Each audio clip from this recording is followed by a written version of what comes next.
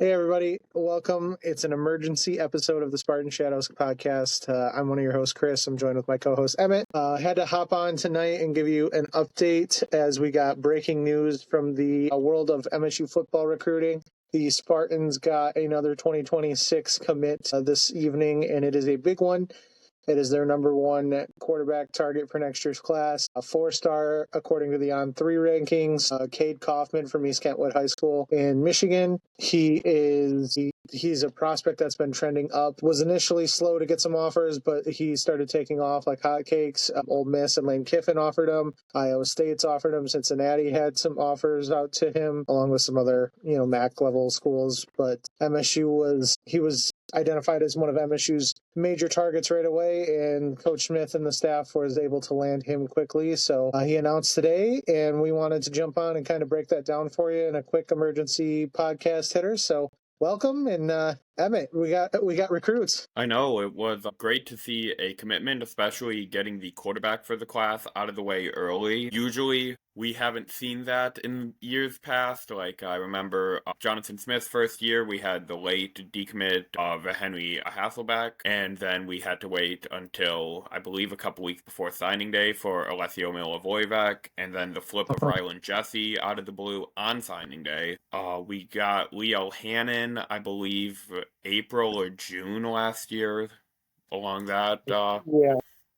Yeah, so normally you don't see that. I actually did some digging and some research to find the last time Michigan State had signed a quarterback had received the verbal commitment from a quarterback so early in the class. And it's also the last time Michigan State was able to get a homegrown quarterback, a quarterback from the state of Michigan. And that would be Theo Day back in the 2017 class. Theo was a 4-star that year, and you see a lot of that too. 4-star with Kaufman, according to On3. So it's very exciting to see the Spartans land a high-caliber player. Obviously, Theo Day's career at Michigan State wasn't the 4-star we expected, but at the same time, it's great to see the Spartans harvest from within their own state, and he was offered by Ole Miss, who you don't see Lane Kiffin just throw around quarterback offers unless he really sees something in them. And then he took a visit to Iowa State and liked the campus and definitely ramped up the pressure on recruiting. And someone like me who's been watching the recruiting cycle, it definitely made me nervous to see how much he enjoyed that. Then to see Duke start coming into the race, Cincinnati, all those schools have had success at the quarterback position and have more recently sent a quarterback to the NFL than Michigan State, which definitely concerned me. Yeah, absolutely. And he's definitely a quarterback that's trending up in the rankings in the prospect pool. 24/7 has him as a high 3-star. In the composite rankings there, they rate him about a high 86, low 87 overall.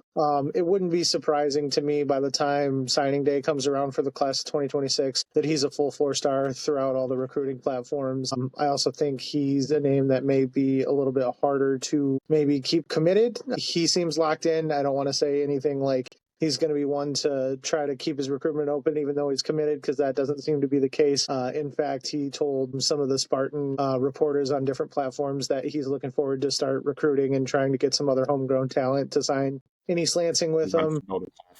Yeah, he wants to build a class here. He specifically mentioned by name Jack Janda, the tight end, and Greg Patrick, the offensive lineman from Portage, Michigan. So those two are both very highly recruited and highly touted players throughout the country. And I know Greg Patrick offhand, I believe he's one of the top-rated tackles. He's a 4-star. I think the top-rated. He's getting a visit with Michigan State as well, in addition to Michigan, Penn State, and I believe Notre Dame. Yeah, he is highly recruited from a few different schools, and so that's significant that he's going to really try to approach that. Kayd has made it clear this is where he wants to be. He met with Coach Boyer, our new quarterbacks coach, shortly after he was hired a few weeks ago. Right, he was here for junior day, and he mentioned how he really connected with Coach Boyer. He's a guy you can talk to and learn a lot from, and they said he had a great relationship with him. So I think Jonathan Smith bringing him on staff, or Coach Boyer on staff, was a good step for getting this commitment, because MSU was potentially the clubhouse leader like early on in the year. But as Emmett said, he started getting these other offers. Iowa State, Cincinnati, Duke, they've started offering them. Obviously, Lane Kiffin and Ole Miss, that's a pretty highly regarded offer. And as these other schools started offering, you felt kind of that he was maybe wanting not to rush things, maybe push to visit back, try to see some other schools. And you got the kind of feeling that the longer you let this go, the more chance another school would come in and try to offer him and get him away. So I think it's really big for Coach Smith and staff to get him locked in now and try to turn the page and keep him recruiting and hopefully keep him engaged with this class, because he's a big piece. Yeah, for sure. I am very excited for Kayd Coffman, and I think that will positively affect at least the offensive recruiting front for Michigan State. Absolutely. Jack Janda's already retweeting posts about that specific quote, with Kayd Coffman saying he wants to really prioritize targeting Jack Janda to come to MSU. He would be the second tight end added in the class, and with multiple tight ends in their final year or two of eligibility, that is much needed. You need to start rebuilding that room so you aren't building from scratch in a couple years.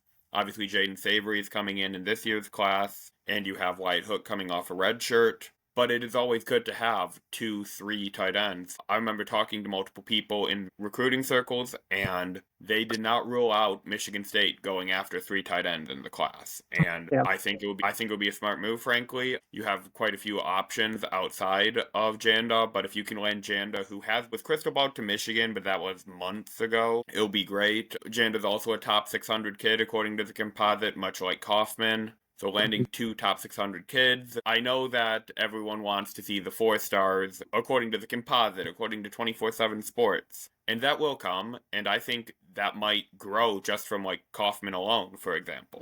So I am very excited about this final year for Kaufman in high school, and I think he will be one of those guys who shoots up, and you might see it in Alabama come offering. You might see those high up schools try to flip his commitment. Even with Theo Day, for example, which is another person I keep going back to, Georgia came and offered him about 3 months after his commitment to Michigan State. So I do not think that the recruitment is done for Kaufman, at least from other schools reaching out. His recruitment might be over, but the other schools are going to reach out, in my opinion. You will see that this fall. You will see that this spring. Yep. Yeah, so don't be worried.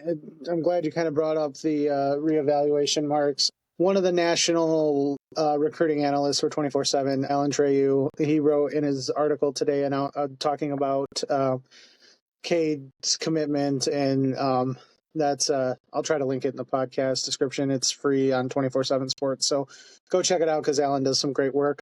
He mentioned that while Kaufman is the 38th ranked quarterback in the composite now, these marks are going to be reevaluated in the coming weeks, and they flat out. He basically said, without saying, that that's going to probably go up because he's somebody that's drawn rave reviews wherever he's been seen at. And it's kind of funny because Trieu had mentioned his intangibles and accuracy remind him of seeing a young Kirk Cousins early in the day, which is an interesting comparison because he's also the first quarterback. Kayd is the first quarterback we signed from West Michigan since Kirk Cousins. And also, if you mention him in the same breath to Kirk Cousins, any MSU fan is going to be really excited about that. So I think he's a very talented upside quarterback. He's going to have some polishing to do. It's not like he's going to come in as a true freshman and be, lighting it up off the rails. But I think he's going to have the intangibles and the traits to really build, and he's got a live arm. I wouldn't call him like a scrambler by any means, but he's got some mobility in the pocket and can get out and move a little bit. So he's not just a guy who's going to sit back there and only stay in the pocket. And I think he's somebody who could really help MSU as he develops, kind of take over that quarterback of the future mentality once Aiden is potentially gone. And I know we've got some other young talent with Emily, and yeah, but he's certainly very talented. And then we have Rylan Jesse and Leo Hannon. And Leo Hannon, Leo Hannon's been getting some other rave reviews. So it's not going to be just Kayd's job to have after Aiden graduates.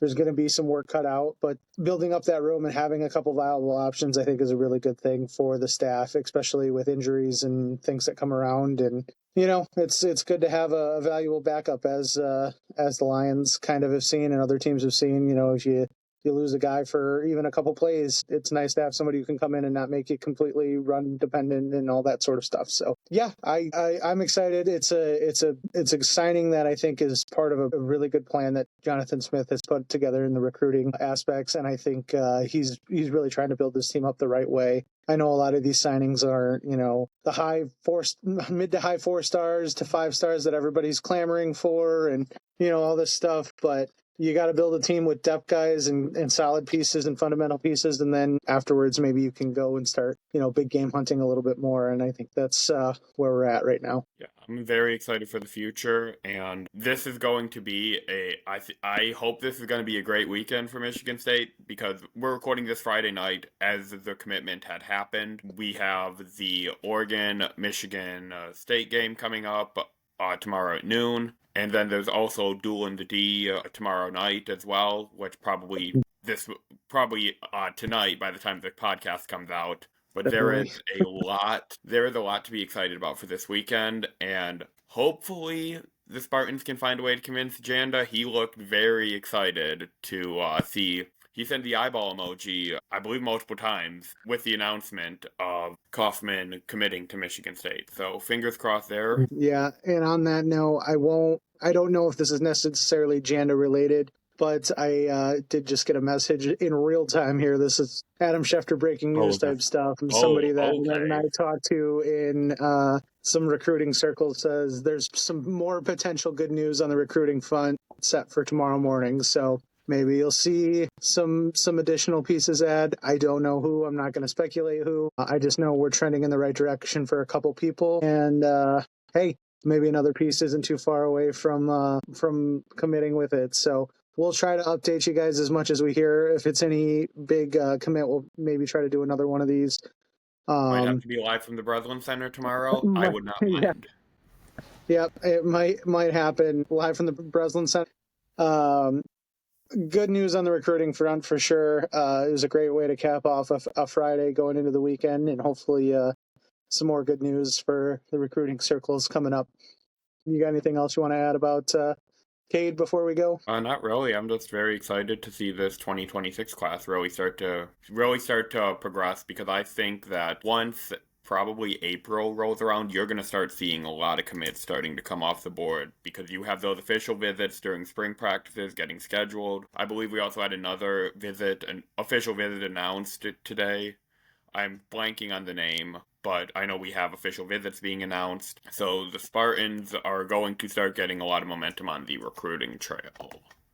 Yeah, and when you see spring ball coming around, you'll maybe see some portal moves and stuff like that after for the roster going into next season. But that's really when the first chance that coaching staffs can get the 2026 kids out to kind of see practices and kind of give them a little bit of a heads up before going into the summer, when it really breaks into official visit season and all that sort of stuff. So it's good to see more offers getting thrown out, more visits getting scheduled. I know Greg Patrick was one. Lenny Landy, who is a offensive in-state, I believe, offensive lineman. Not in-state, New Jersey. Hello, I'm way off, but close enough. Yeah, New Jersey, Michigan. What's the difference? There's a Jersey Mike's here. That's fine. Exactly. That's what I'm saying.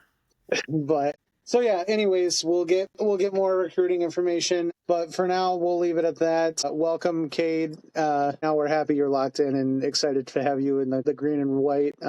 Anyone who wants to follow Kayd on social media, I just happen to be on Twitter while we're doing this. So his Twitter handle is at Kayd, KAYD _MC3. And so give him a follow. Welcome him to East Lansing, and be supportive as always. Being supportive on social media goes a long way with recruits and families. So if you ever feel like posting something like that, there you go. Just be respectful, please. So other than that, we appreciate you guys tuning in, and go green. Go white.